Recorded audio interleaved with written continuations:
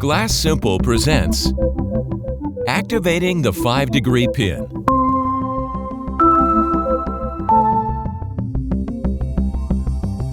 The standard 90-degree hinge is designed to self-center the door just in line with the door strike. To close inward tightly against a strike jamb, we have to activate the 5-degree pin.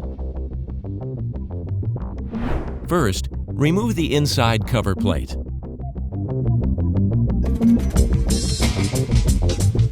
Now open the hinge as shown and loosen the 2 Allen screws enough to release the pin.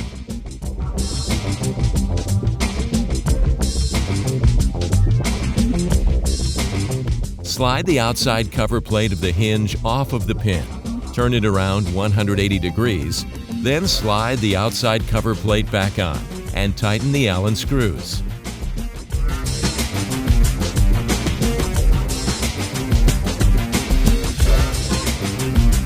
Now open the hinge back to its original position and reattach the inside cover plate.